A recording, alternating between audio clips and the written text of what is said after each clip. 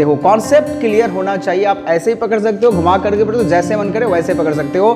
मंजिल पता होना चाहिए, रास्ते अलग हो सकते हैं, कोई शॉर्टकट हो सकता है या फिर कोई लंबा रास्ता हो सकता है, किंतु मंजिल और उस मंजिल के तरफ कैसे हम लोग जाएं उसका दिशा जो है उसकी जानकारी होनी चाहिए। ठीक है, तो आइए। Hello dear children, welcome you all to my channel and in my today's class. Dear children, in today's class I am going to explain you one important type of question from pairs of linear equations in two variable, and this question I have taken from the class 10th standard NCERT math book।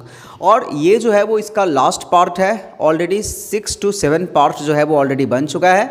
और अगर आप इस question को समझ जाओगे तो फिर ये जो pair of linear equation in two variable है वो आपका कंप्लीट हो जाएगा।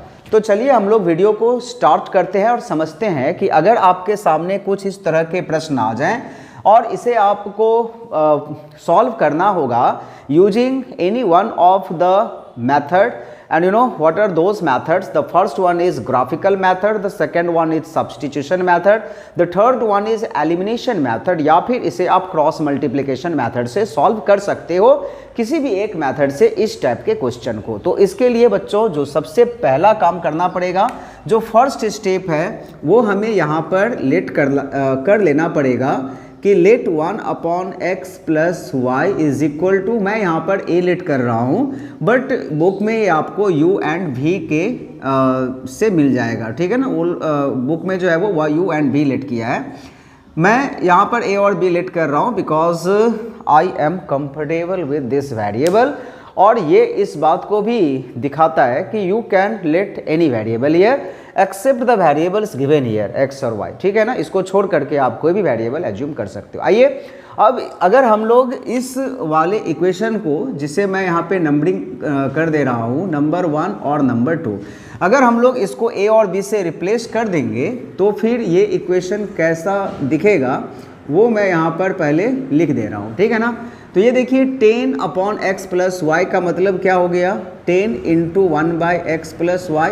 अब 1 अपॉन एक्स प्लस वाई अपना क्या है, ए है, यानी कि इसके जगह हम लोग क्या लिख दें, 10 ए लिख दें। इसी तरह से इसके जगह 2b हो गया और यहाँ पर 4 आ गया। अब इसमें एक काम मैं और कर दे रहा हूँ, ये जो 10 और 2 और 4 है वो सभी 2 का मल्टीपल है, तो मैं 2 से सबको डिवाइड कर दे रहा हूँ। तो ये जो है वो हो जाएगा 2 5 10a प्लस 2 से 2 में डिवाइड करेंगे तो कुछ नहीं, और ये 2 हो गया। ठीक है, इसको दे दे रहे हैं इक्वेशन नंबर 3। अब हम लोग यहाँ पर लिखते हैं फ्रॉम इक्वेशन नंबर 2। तो इक्वेशन 2 को अगर सॉल्व करेंगे तो this will be 15a minus 5b is equal to -2 and this will be equation number 4। बच्चों अब इसके बाद क्या, I am comfortable with the elimination method but this is not applied to all. आप जो है वो अपने हिसाब से कोई भी मेथड यहाँ पर यूज कर सकते हो, आप जिस मेथड में कंफर्टेबल हो आप उस मेथड से इसे बना सकते हो।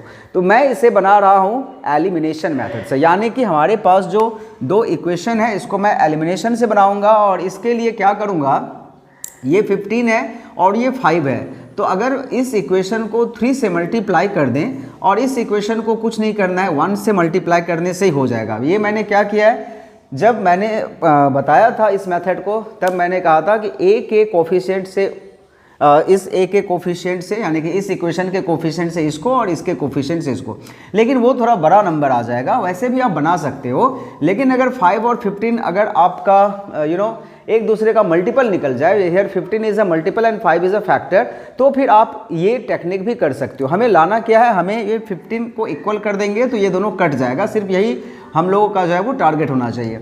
अब देखिए अगर हम लोग 3 से इस इक्वेशन को मल्टीप्लाई करेंगे तो क्या होगा, 3 5 15a, देन 3 इंटू बी क्या होगा, 3b होगा एंड 3 2 6 होगा। इस इक्वेशन को एज इट इज़ मैं यहाँ पर लिख दे रहा हूँ, इसमें नो चेंज है। क्यों चेंज नहीं किए हैं उसका रीज़न मैंने बता दिया, बिकॉज 15a और 15a अपना कट जाएगा। आप अगर चाहते तो इस इक्वेशन को 15 से और इस इक्वेशन को 5 से भी मल्टीप्लाई कर सकते थे, आपका नंबर थोड़ा लार्ज आता, बड़ा आता, बट आंसर आपका मैच कर जाता है ना। अब हम लोग क्या करेंगे, इसको सब्ट्रैक्शन करेंगे। क्यों सब्ट्रैक्शन करेंगे, क्योंकि ये 15 और 15 ऐड हो जाता तो नहीं कट रहा था, इसीलिए सब्ट्रैक्शन करेंगे। एंड सब्ट्रैक्शन में जो लोअर एक्सप्रेशन है उसका साइन चेंज हो जाता है, this all we know.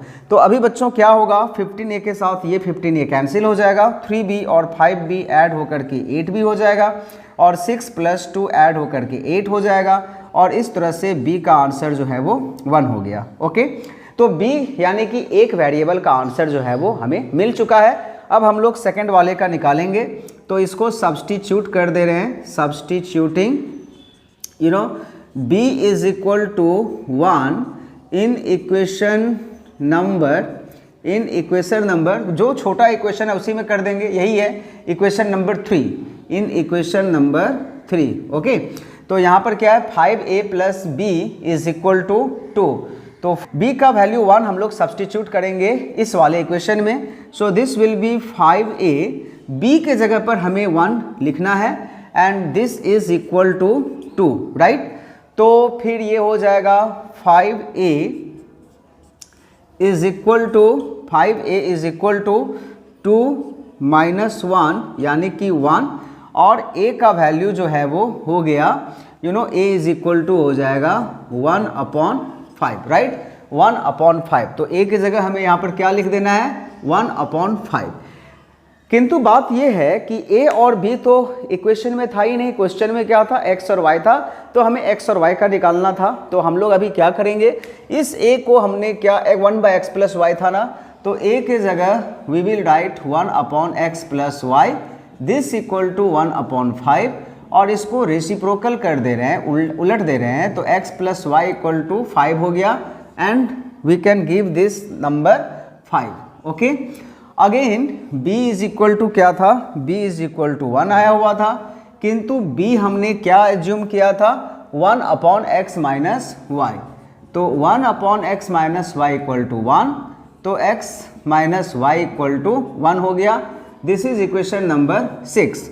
So using 5 and equation number 6, अभी इस दोनों को सॉल्व करके हमें निकालना होगा x और y का वैल्यू। इजी है, x + y is equal to आया हुआ है 5, एंड x - y = आया हुआ है 1। अभी अगर हम लोग इसको ऐड भी कर दें तो y - y कट हो गया, 2x is equal to 6, so therefore x is equal to 6/2, यानी कि 3 आंसर आ गया, यानी कि x का आंसर जो है वो निकल गया। अभी हमें चाहिए y का आंसर, तो वो भी हम लोग निकाल लेंगे। यहाँ पर x + y and x - y is equal to 5 और इक्वल टू 1, दिख रहा है कि नहीं, दिख रहा है, ठीक है ना।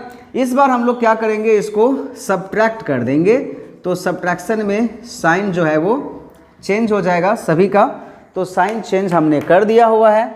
इधर से x और x कट गया, y और y 2y हो गया, और 5 में से 1 गया तो 4, सो y का वैल्यू हो जाएगा 4/2 यानी कि 2। तो बच्चों यहाँ पर जो है ना, हमने निकाल लिया x का आंसर 3 और y का आंसर क्या निकाला, 2 निकाल दिया है ना। तो इस तरह से जो है वो आंसर इसका निकल गया। सवाल लेंदी था, किंतु इसी टाइप से जो है वो इसको हम लोग बना सकते हैं। आप एक बार पूरे सवाल को अच्छी तरह से आंसर को देख लीजिए, इसके स्क्रीनशॉट को रख लीजिए, उसे बार बार देखिए, बार बार बनाइए, समझिए उसको, because practice can only make you perfect in math, right. So children, that's all for today's class. Thank you everyone for watching the video. Till the end, I hope मिलते हैं अपने अगले वीडियो में। तब तक आप स्वस्थ रहिए, खुश रहिए। That's all. Bye bye.